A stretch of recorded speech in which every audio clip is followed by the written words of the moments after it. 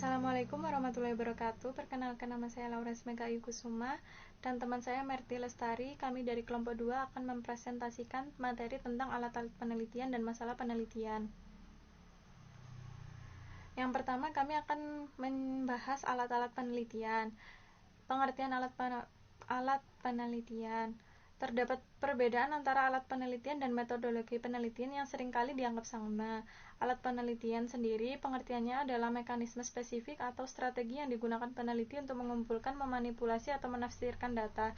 Sedangkan untuk metodologi penelitian pengertiannya adalah pendekatan umum yang diambil oleh peneliti untuk mengangkat suatu proyek penelitian menjadi suatu hal yang lebih luas. Pendekatan ini mendikte alat-alat khusus yang dipilih oleh peneliti. Selanjutnya, kami akan menjelaskan macam-macam alat penelitian beserta aplikasinya.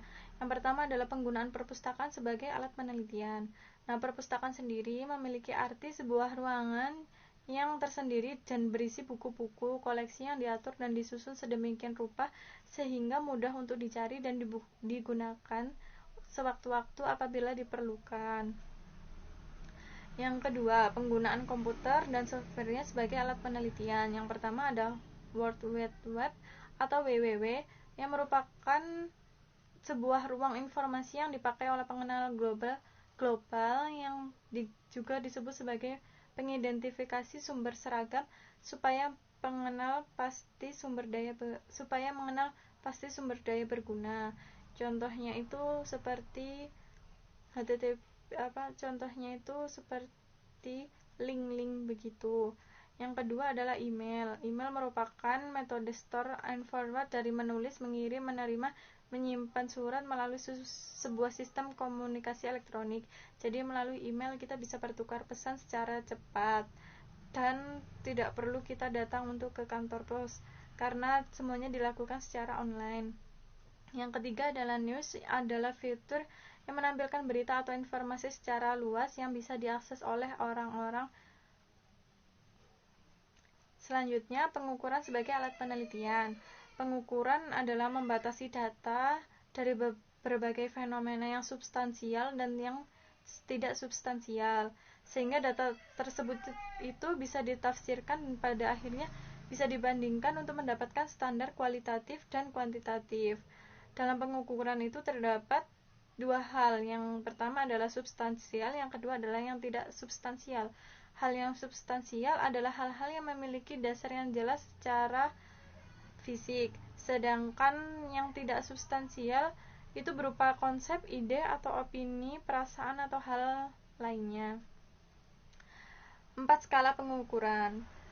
Yang pertama adalah skala nominal. Skala nominal adalah skala yang berisikan untuk mengklasifikasikan objek individual atau kelompok. Contohnya itu responden laki-laki dan perempuan. Lalu yang kedua adalah skala ordinal. Skala ordinal ini memberikan nilai yang absolut terhadap objek, hanya memberikan urutan ranking saja. Contohnya adalah pengurutan siswa berdasarkan tinggi badannya. Jadi diurutkan dari siswa yang tingginya paling rendah ke tinggi. Jadi contoh skala ordinal seperti itu. Yang ketiga adalah skala interval. Nah, skala ini tuh perbedaan peristiwa diurutkan secara peringkat, yang satu dengan yang lain itu memiliki arti. Jadi contohnya adalah siswa A memiliki nilai 45 dan siswa B memiliki nilai 90. Tapi bukan berarti siswa B memiliki tingkat kecerdasan 2 kali lipat dari si A. Dan yang keempat adalah skala rasio.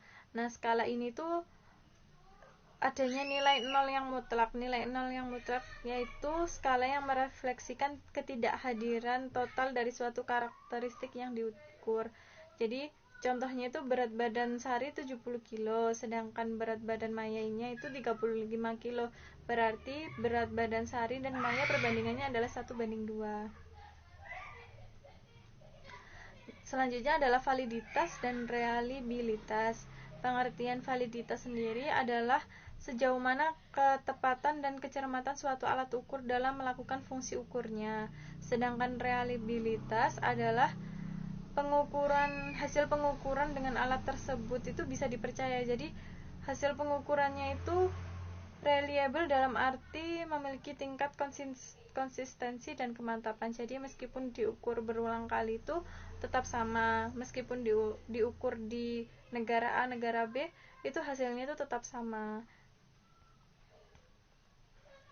Nah, selanjutnya adalah statistik sebagai alat penelitian. Statistik memiliki fungsi pokok, yaitu membantu peneliti untuk mendeskripsikan data sehingga bisa menarik kesimpulan dari data. Terus statistik itu bisa berfungsi untuk memadatkan data yang berlimpah sehingga menjadi lebih mudah dipahami oleh peneliti.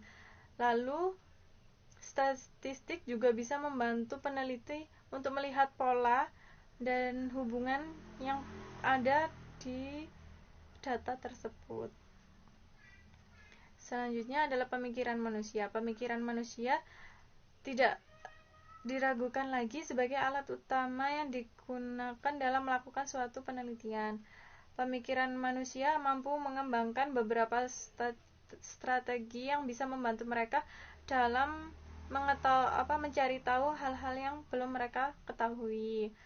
Lalu kunci perkembangan pemikiran tersebut itu bisa dari berpikir secara deduktif, alasan induktif, metode penelitian, berpikir kritis, dan kolaborasi. Bahasa sebagai alat penelitian. Salah satu sarana untuk pengembangan penelitian yaitu adalah bahasa. Nah, tanpa ada bahasa, maka materi yang akan kita sampaikan tidak akan bisa sampai kepada penerima pesan. Dan dengan adanya bahasa itu bisa membuat peneliti dapat mencapai sasaran. Untuk menghasilkan kinerja penelitian yang baik, maka data, logika, dan bahasa yang digunakan seharusnya selaras antara peneliti dan pengguna hasil penelitinya. Bahasa juga berperan sebagai perantara utama antara ide atau pandangan penulis sehingga tulisan difahami dan bisa dibaca dengan baik. Yang kedua adalah pembahasan mengenai masalah penelitian dan pertanyaan penelitian. Perbedaan masalah penelitian dengan pertanyaan penelitian. Masalah penelitian itu adalah penyebab atau alasan seorang melakukan penelitian, sedangkan untuk pertanyaan penelitian merupakan manifestasi atau bentuk penegasan masalah yang akan dicari jawabannya dalam bentuk kalimat tanya. Perbedaan masalah penelitian dengan pertanyaan penelitian. Contohnya, untuk rumusan masalah seperti anjuran dokter untuk menjaga kesehatan, maka disarankan makan setiap hari secara teratur. Walaupun saya sudah melaksanakan perintah dokter tersebut, tetapi siang ini saya masih sakit. Nah, rumusan masalahnya atau masalah penelitian tersebut dibentuklah melalui rumusan masalah tadi akan dibentuk sebuah pertanyaan penelitian sebagai berikut. Apakah makanan saya yang makan tadi bermasalah? Atau apakah minuman yang saya minum tadi pagi bermasalah? Sekian, selanjutnya akan dilanjutkan oleh teman saya yang bernama Merti. Selanjutnya adalah masalah penelitian. Penelitian itu dianggap penting jika terdapat masalah penelitian. Nah, suatu penelitian itu dapat dikembangkan jika yang pertama adanya kesenjangan dari yang seharusnya dengan kenyataan sekarang yang dihadapi. Dari kesenjangan tersebut akan menimbulkan sebuah pertanyaan. Contohnya, mengapa kesenjangan itu dapat terjadi? Pertanyaan tersebut itu memungkinkan untuk dijawab dan biasanya jawabannya itu lebih dari satu kemungkinan. Jadi kesimpulannya adalah permasalahan dalam penelitian adalah suatu rumusan kalimat interrogatif mengenai hubungan antara dua variabel atau lebih yang belum terjawab dengan teori atau penelitian yang ada. Permasalahan dalam penelitian ini sering disebut problem atau metode yang dibagi menjadi 3. Yang pertama adalah problem deskriptif. Problem deskriptif adalah problem untuk mengetahui status variabel, biasanya survei atau penelitian historis dan lain sebagainya. Yang kedua adalah problem komparatif. Ini adalah problem untuk membandingkan dua fenomena atau variabel atau bisa lebih. Misalnya peneliti berusaha mencari persamaan atau perbedaan dari fenomena yang sedang diteliti. Kemudian yang ketiga adalah problem korelatif. Ini adalah problem untuk mencari hubungan antara dua fenomena atau variabel. Masalah penelitian itu dapat dikatakan baik jika yang pertama itu memiliki kontribusi. Jadi, peneliti itu dapat memberi kontribusi pada beberapa aspek, seperti perbaikan metode atau pengembangan teori baru. Kemudian yang kedua adalah orisinalitas, bukan merupakan pengulangan terhadap penelitian lain, seperti masalah yang diteliti, kerangka konsep, atau pendekatan seperti apa yang digunakan dalam penelitiannya. Kemudian yang ketiga adalah pernyataan permasalahan. Ini adalah pernyataan penelitian dan bagaimana gambaran asosiasi atau dua atau lebih fenomena yang terukur. Terakhir adalah aspek kelayakan, seperti dapat dijawab atau bagaimana tingkat pengetahuan dan keterampilan yang dimiliki.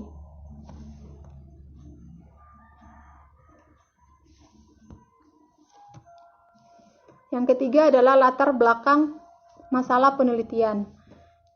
Latar belakang masalah penelitian itu berisi informasi mengenai suatu masalah atau peluang yang dapat dipermasalahkan. Nantinya akan ditindaklanjuti lewat penelitian yang dilakukan.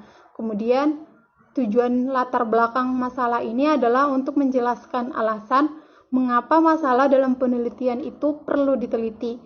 Apa pentingnya permasalahan dan bagaimana pendekatan yang digunakan untuk menyelesaikan masalah tersebut dan praktis.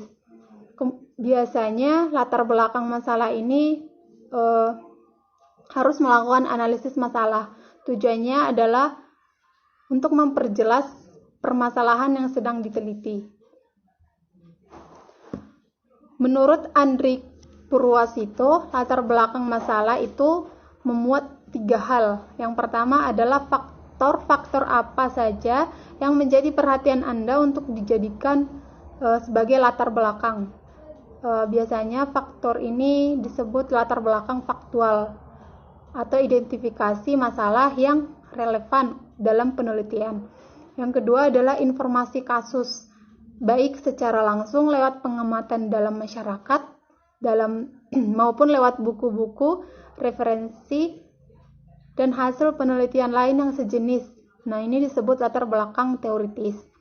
Yang ketiga adalah tonggak problematik yang berisi berbagai persoalan yang akan dijawab dalam bab-bab selanjutnya.